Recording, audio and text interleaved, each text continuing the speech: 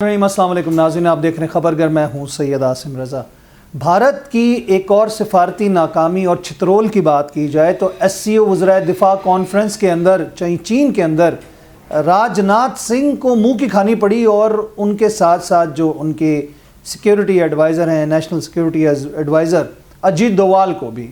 ہوا یوں کہ جب یہ اس کانفرنس میں شرکت کے لیے گئے تو انہوں نے بڑا زور لگایا کہ اس کے اعلامیے کے اندر پہلگام کے واقعے کو شامل کیا جائے، جس پہ تمام جو ممبر ممالک تھے وہ اس پہ راضی نہیں ہوئے، اور اجیت دووال اور عاصم ملک صاحب کے درمیان بھی اگر ہم دیکھیں تو اس بحث و تکرار کا سلسلہ ہوا، اور فائنلی جتنے ممبران تھے انہوں نے بھارت کو بالکل لفٹ نہیں کرائی، اور جس کے بعد بلوچستان میں دہشت گردی اور بھارت کے شامل ہونے کے شواہد کی بات کی گئی، جس پہ راج ناتھ سنگھ نے اس اعلامیے پہ دستخط کرنے سے انکار کر دیا۔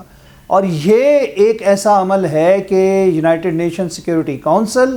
اور اس کے بعد اب اگر ہم دیکھیں تو SCO میٹنگ میں بھی بھارت تنہائی کا شکار ہوتا جا رہا ہے۔ ایون بریکس کے حوالے سے بھی ہم نے بتایا کہ اس کے اوپر کچھ تھوڑا سا ایکشن آ رہا ہے کہ بھارت جو ہے وہ جارحیت اور توسیع پسندانہ عزائم کے ساتھ آگے بڑھ رہا ہے، تو اس پہ بھی کنسرنس شو ہو رہے ہیں۔ اور یونائٹڈ نیشن سیکیورٹی کونسل میں بھی جب ہم نے دیکھا کہ 6 اور 7 مئی کے بعد فوری طور پہ پاکستان، کیونکہ اس کا نان پرماننٹ ممبر ہے اور اس وقت اس سیکیورٹی کونسل کی صدارت بھی اس کے پاس آ رہی ہے، پاکستان نے جب اجلاس بلوایا تو اس میں بھی اس کے حوالے سے بات کی گئی اور بھارت کے جارحیت کی مذمت کی گئی، اور بھارت کے خلاف جسے کہتے ہیں نا کہ وہ ممبر بھی خاموش تھے P5 جو کہ اس کے کبھی کبھی ہمجولی ہوا کرتے تھے۔ اب SCO کانفرنس کے بعد بھارت کو جب منہ کی کھانی پڑی تو اپنا سا منہ لے کر راج ناتھ سنگھ جو ہیں وہ تنہائی کا شکار ہو کر وہاں سے رخصت ہوئے، اور اس اعلامیے کے اندر اگر ہم دیکھیں تو بلوچستان کے اندر بھارت کی جو انوالومنٹ ہے اس کا ذکر بھی کیا گیا۔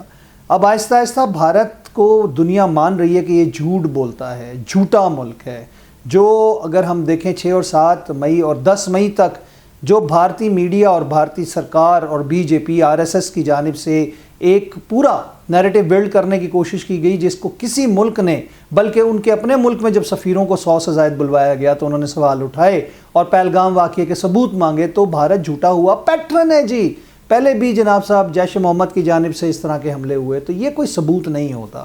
اور اگر ہم بات کریں میڈلن البرائٹ والی بک کی، سن 2000 کے جب کلنٹن شامل ہوئے تھے، امریکہ گئے تھے، اور انہوں نے جب اس کے اوپر پریفیس لکھا تھا اس بک کے اوپر میڈلن البرائٹ کی، تو انہوں نے لکھا تھا کہ یہ انسائیڈ سٹف یعنی کہ فالس فلیگ آپریشن ہے، جو 35 سکھوں کا مرڈر کیا گیا تھا، اور وہ بھی یہی دہشت گردی کا واقعہ ڈال کے پاکستان پہ الزام ڈالنے کی کوشش کی گئی تھی۔ تو بھارت اب سرٹیفائیڈ جھوٹا پوری دنیا میں ثابت ہو رہا ہے۔ ہمیں EU ڈس انفو لیبز نہیں بھولتی، جو پاکستان کے خلاف اس نے پرچار کرنے کے لیے، نیریٹو بلڈ کرنے کے لیے جھوٹے لوگ، مرے ہوئے لوگوں کو زندہ کر کے، جعلی اکاؤنٹس بنا کے، یہ ہماری تحقیق نہیں تھی، EU ڈس انفو لیب کی پوری ایک رپورٹ موجود ہے، وہ دیکھا جائے تو بھارت کے اب کسی ریفرنس کو بھی کوٹ کرو تو لوگ پریشان ہو جاتے ہیں۔ رافیل طیارے گرے چھپا رہا ہے، لیکن یہ حقیقت بھی سامنے کھل کے آ جائے گی، اور تمام جو حقائق ہیں جو پاکستان اور انڈیا کے درمیان 10 مئی کے مارکہ حق میں بنیان المرصوص میں پاکستان نے کلیم کیے وہ بھی ثابت ہو جائیں گے۔ اسی لیے وہ دنیا سے چھپاتا پھر رہا ہے اپنے زخموں کو، جو زخم اور جو مار پاکستان نے بھارت کو دی ہے اس کو چھپانے کے لیے وہ ہر ممکن کوشش کر رہا ہے۔ کبھی وہ رشین ٹیمیں جو ہیں جو مگ کی اور سخوئی کے لیے آتی ہیں ان کو روکتا ہے، کبھی فرانس کی ڈسالٹ کمپنی جن کے رافیل یا میراج تیار ہیں ان کو روکتا ہے، اور ایکسس نہیں دے رہا اپنی بیسس تک، کیونکہ ان کا نقصان اتنا زیادہ ہوا ہے نا،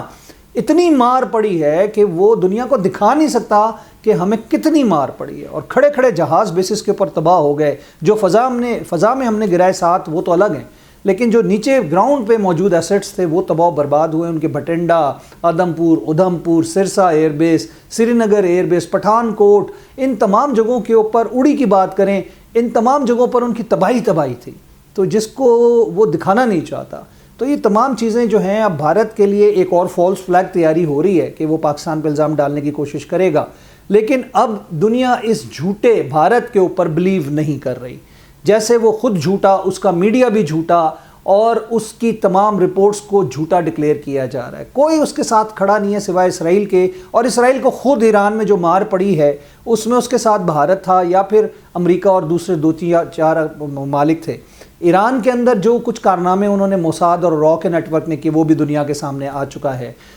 کینیڈا کے اندر جو نجار کے قتل کی بات کی جا رہی ہے, پھر آسٹریلیا بھی بولا, امریکہ میں گرپتونت سنگھ پنو کے لیے جو انہوں نے پلاٹ کریٹ کیا تھا مرڈر کا وہ ایف بی آئی نے. تو یہ ٹیررسٹ ڈکلیئر ہو رہا ہے, جھوٹا ڈکلیئر ہو رہا ہے, اور آہستہ آہستہ اس کی کلی پوری دنیا کے سامنے کھل جائے گی. وہ رائزنگ انڈیا اور وہ تمام ڈرامے ختم. اور اب میرے خیال ہے کہ وہاں پر جو اپنے ملک کے اندر حالات ہیں, اگر ہم آسام کی بات کریں, میزورام, ناگالینڈ اور دیگر ان کی جو سیپریٹسٹ موومنٹ چل رہی ہیں, یہ اندر کے کام ہیں ان کے, کیونکہ اپنی فوج ان کی ان علاقوں میں نہیں جا سکتی. چکن نیک پہ چین نے ان کی گردن پہ لات رکھی ہوئی ہے, 5000 اسکوائر مائلز کا ایریا انہوں نے قبضہ کیا ہوا ہے, ادھر وہ چوں بھی نہیں کر سکتا. ورنہ مودی کی چھیڑ بن گئی ہے سرنڈر مودی, اور چین کے نام پہ چوں یہ بولا جاتا ہے. تو یہ میرے خیال سے اب تحقیقات کے بعد چیزیں سامنے آئیں گی کہ بھارت جو ہے